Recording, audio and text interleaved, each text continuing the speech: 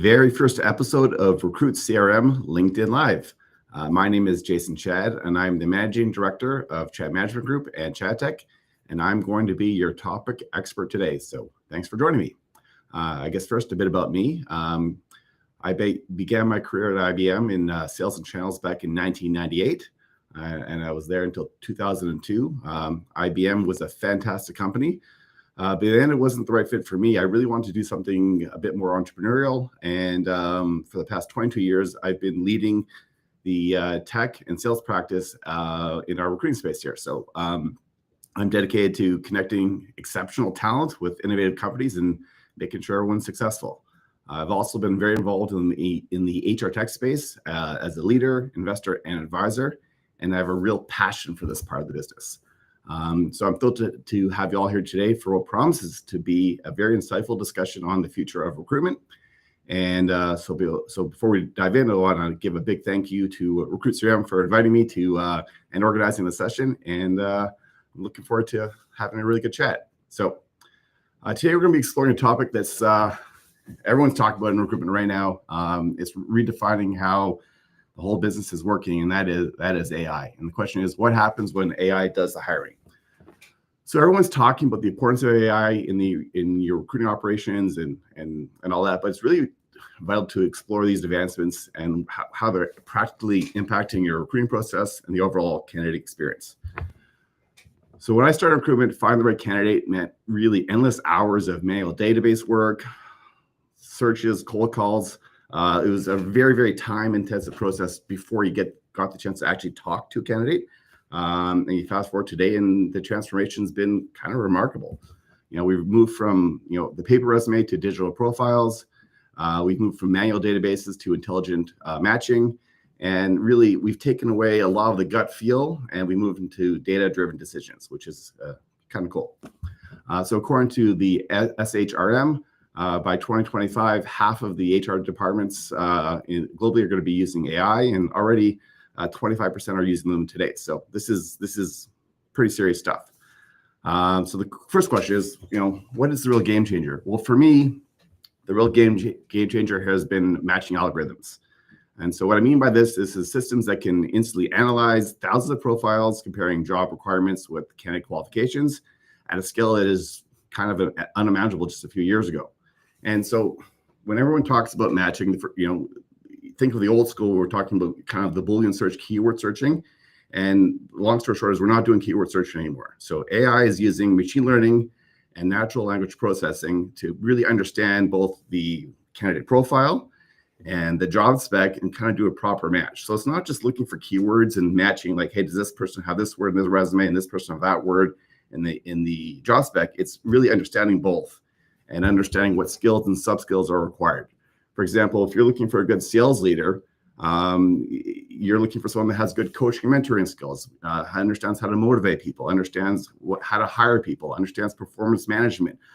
You understand how to balance the strategy, balance between strategy and execution. These are all skills that a good sales leader would have, but aren't necessarily going to be in a job spec or resume. And so a really good AI tool understands that if you're looking for a good sales leader, you're looking for these skills and these sub skills that are underneath them. And so it ends up being a way more comprehensive search. So I can tell you at Chat Tech, we've implemented these algorithms and the results kind of speak for themselves. It's led to a 30% increase in retention rates on the people that we place. So we're not only placing people faster, but they're lasting and they're doing a better job, and they're doing a better job. So the next piece is, when we're talking about AI, everyone's talking about is generative AI, LLMs and ChatGPT and OpenAI, and this is a really interesting space. So the first thing I'd say on this is, I guess, be careful. A lot of stuff they say is we have this AI tool, and it's really not. It's just kind of ChatGPT wrapped around something else. And so, take a step and make sure that you're actually looking at real AI. But in any case, what this is doing when we're talking about generative AI is it's using AI to write job descriptions, write resumes, and some really good AI tools can even suggest kind of optimal language and requirements that attract the right talent. This not only saves time, but ensures that the job descriptions are accurate and appealing to candidates. The watch out here is you still need to double check the work here before hitting send. An example I like giving is about a year and a half ago, I used ChatGPT to write a job spec for me, and it was for a sales manager role. And so I put in a couple things for it to write the job spec for me. It did. And I'm reading the job spec and it's looking great. Wow, this is a really cool job spec. It's doing a great job. And then it gets down to the requirements. And it starts talking about how this job is going to be in office 5 days a week, which is not something I told ChatGPT. It just kind of made that up on its own. And then it said that the job is going to be based in Baltimore, which is, again, not something that I had told ChatGPT. Again, made that up on its own. And so I'm not sure where I got that, but if I had hit send without kind of doing a proper proofread, it would have been a pretty crappy job spec. So again, you always have to make sure. And now the next piece on that is everyone's talking about it is chatbots, and chatbots is kind of a really cool thing as well. And so imagine you're a candidate and you're applying for a job at 3 o'clock in the morning. What happens next, right? And so if you're using chatbots properly, it allows you to be open 24/7. So candidates can engage with you whenever they want to engage, and it's not based just on the recruiter schedule. And so a good chatbot can do assessments, it can ask knockout questions, it can book interviews. It really keeps the candidates engaged, and it allows you to strike while the iron is hot, and which is kind of a cool way to keep candidates in the flow. And the last piece is how do you bring this all together? And so a really good AI-powered ATS and CRM, and there's a few of them that are very popular right now, allows you to keep everything in one place. So the good ones basically allow you to integrate into current other HRS and HRMS systems and keep everything in one place. So it's really a central hub that automatically screens resumes, pinpoints top candidates, and even sends personalized follow-up emails. So right now, everyone's talking about login fatigue as a real thing. So I can tell you, my recruiters right now, in their daily operations, they have LinkedIn open, they have Indeed open, they have their ATS open, they have email open, they have WhatsApp open, they have they're on their text SMS with candidates as well. So they're on 6 or 7 screens all the time. And so if you're bringing a tool to market and you're asking them to use it, it has to be a tool that makes their life easier, not harder. And so a really good system here brings this all together and allows you to do all this stuff from one or two screens versus many more. So login fatigue is something that we're really trying to help with. But I want to give you now kind of a business case of how we've put this all together with some of our clients in the past. And so I'm going to share my screen here, assuming I do this right. Okay. And, share. Okay. So this is an example for a client that we worked with last year between April 23 to March 2024. And this is a company that was doing a lot of high volume recruiting. And they really wanted to figure out, hey, how do we use AI to do a better job, save time and money, and really, I guess, have the recruiters spend more time on interviewing top candidates versus running the process. And so in this particular case, between that time frame, we had 100,000 candidates or so apply, which is a huge number of candidates. So the first step was the matching algorithm that we talked about, and that took the 100,000 candidates to just over 44,000 candidates. So step one is, almost 60,000 candidates weren't a fit, and the system knew that and did not waste time on those candidates. The second step was that chatbot pre-screen that we talked about, and so that was asking knockout questions, and did a proper online assessment and took those 44,000 candidates and knocked them down to 4,000 candidates. And then also did all the interviews, scheduling and screening, and scheduling, I should say. And at that point, and only that point, did humans get involved. And what that allowed to have happen is the recruiters at that time interview those 4,000 candidates and just focus their time on that. And they were able to hire 924 people in that time. We saved over 7,000 hours of repetitive tasks, recruiting time. Our clients were able to hire more people with less resources. And what we found was the time to hire went from 10, 15 days to 4 days. So it was really remarkable how I guess successful this was. And so the key here is if you're using AI properly, it really can make life easier for you. And if you have any questions on how we did that and how you'd want to do that for yourselves, please reach out to me. I'm happy to talk to you about that because, again, the results here were kind of fantastic.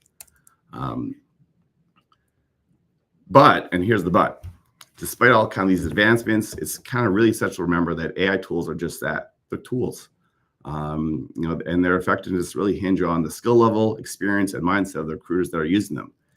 And let me tell you, the human element is and will always be irreplaceable. I've been recruiting now for over 22 years, and people have been telling me that my business is going to die for 22 years. When I started there, they told me that Monster and Indeed were going to kill my business. It didn't. They told me LinkedIn were going to kill my business. It didn't. And now they're saying AI is going to kill my business. It won't. AI can provide really good data insights, but then it's up to recruiters to interpret these insights and make informed decisions. You still need that human to understand the context behind a candidate's background or the specific needs of a role that requires judgment, and that's human judgment that AI can't and won't be able to replicate. So, being able to talk to candidates, understand the career aspirations, ensure a positive candidate experience are all aspects that require empathy, communication skills, and really emotional intelligence. And so, if you have any doubts of your job getting replaced by AI, the answer is it's not going to. If you're using AI properly, what it's going to do is allow you to focus on those relationships and focus on things that actually matter more. I say that if you're gonna go that direction, hurry up and do it faster because your competitors are using it as we talked about. So AI is something that recruiters are using now, and so if you're going to keep up and keep up with the speed it allows you to work at, it's something that you really should focus on. So in short, when it comes to recruiting in 2025 and beyond, say yes to AI because it is surely going to grow your business, but it is not replacing things you do. It's helping with all the boring and time-consuming tasks that and allows you to focus on the more important aspects of the job. It allows you to build meaningful relationships with the clients and your candidates, and allows you to take the time that you need to do a really good job. All right, and so that is that's my time. So I want to give a kind of heartfelt thank you to Recruit CRM for organizing this live session and to all of you for joining us today. If you found this discussion valuable, please like, share, and follow Recruit CRM social media pages for more insightful episodes coming very soon. You can also follow me on LinkedIn for all kinds of recruitment-related content, and do check out my websites for more information. And if you're curious about Recruit CRM, make sure to check out their website, book a demo, or sign up for the free trial. And I guess now's the time where if we have any questions, I'd be happy to answer. So I guess, Shavi, do we have any questions? Yeah, let's wait for like a handful of minutes to see if we have any people asking any questions. Yeah, we'll just wait for like 1 to 2 minutes. If anybody has any questions, anything that struck your, like basically got your attention throughout the session, and anything that made you curious, you can definitely ask Jason, and he would be happy to answer your questions right now. So yeah, let's just wait for like a minute. Sounds good. And on the note, if you're watching a recording of this and you do have a question, just reach out to me on LinkedIn. I'd be happy to talk to you about it. This is, like I said, I've been doing this for 22 years now. I've been involved in HR tech for the past decade. I've been involved in the AI space specifically for the past 5 years. I'm investor advisor to a couple different AI companies in the HR tech space. I've been working with the folks at Sean and Recruit CRM for years. I remember when Recruit CRM was just getting started, and I was helping Sean on a beta for it. So a great product, but I'm happy to give my advice or input on anything related to AI or HR tech or recruiting. All right. Do we have any questions on LinkedIn?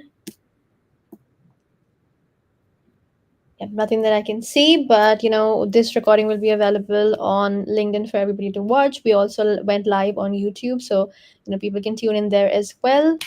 And yeah, you'll be hearing more from Jason and more from us soon. So yeah, I think everything is good to go. All the links that Jason talked about. Oh, I think we have one question from Bez. So Bez is asking, what are some ethical considerations when using AI for hiring? Any legal issues to plan for? Right in time, Bez. Right in time. Okay, well, that is an interesting question. And so, first off, in terms of regulations, right now, depending on what country you live in, what territory, and the regulations are different. A really good AI, what it's going to do is it's going to take out all the personal data. It's not going to look at your gender. It's not going to look at your sexual orientation. It's not going to look at even where you live. It's just going to focus specifically on skills. And so, from an ethical standpoint, it should help you find the best candidate, and takes away everything else. And so, like it should, if it's good AI, take away all the unconscious biases that people have.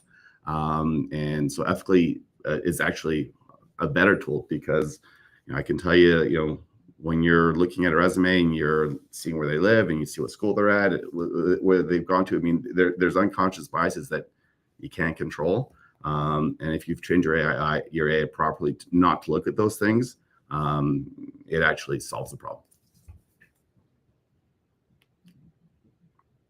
All right, sounds good.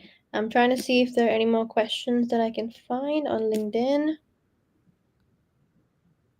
Richard says amongst question about that. I can't really see. Oh, okay, we have one question. What KPIs should agencies track to measure the effectiveness of their AI tools? Okay, so the answer there is kind of the same as always. So I always like looking at applications versus hires. At the end of the day, I mean, there's a lot of things that you can look at in terms of how many people you've talked to and so forth. At the end of the day, like, make it easy. Like, the whole point of this stuff is not to make it complicated. How many people have applied to this job? How many of those applications? In other words, based on the assessment, how many get, and then from those A and B candidates, how many of them screened properly, and how many interviewed properly, and how many job offers did you give, and how many of those job offers were accepted. I find that when people try to make things too complicated and throw in too many KPIs, it gets confusing. End of the day, how many people applied? How many people did you hire? That's what matters to me. All right, thank you, Jason. We have one more question. Richard is asking, how do you ensure chatbots feel personalized and not robotic in candidate interactions? That's a great question. And so the answer there, to be honest, is a lot don't, right? So a lot of chatbots still feel pretty robotic. And I think that's just one of those things that you kind of have to accept. Like, I was actually doing a beta for a chatbot that was voice. And so, like, you would call, and you call a number or a video, and someone would be talking to you. And I actually found that experience, to be honest, worse, because you can absolutely tell it was a robot talking to you. And so the voice thing, I think, is a little bit further off. Written, you can still always tell. But honestly, nowadays, people are talking to chatbots all the time. They know they're talking to a robot. And so I don't think you want to pretend it's anything different than that. You're talking to a robot. Don't pretend you're not. And then that's where, again, the people part becomes really important afterwards, is once you've passed the chatbot, you've done the assessment, and that recruiter is talking to you as a candidate, you have to be personable. You have to try and make that connection, because they haven't had it before. But again, your recruiters now, this is what they're focused on. They're not doing the other stuff. They're not doing the manual screening. They're not doing the interview scheduling. What they're doing, if you're doing it right, is talking to people. And so take advantage of that part. All right, thank you, Jason. I think that's pretty much all the questions we have. Thank you so much, everyone, for asking those questions. We hope you got the answers you were looking for. And yeah, do we have any final questions? We'll wait for like 5 to 7 seconds to see if anybody wants to ask anything else. All right, looks like we're good to go. All right. So Well, thank you, everyone. That was a lot of fun. I look forward to doing it again soon. all right, thank you so much, Jason, for being here, and thank you so much for all the attendees for watching the live and engaging with us and asking all those questions. We will see you guys again for the next LinkedIn Live and maybe even a part two with Jason very soon. So yeah, thank you so much, everyone. We'll be clocking out now. Thank you.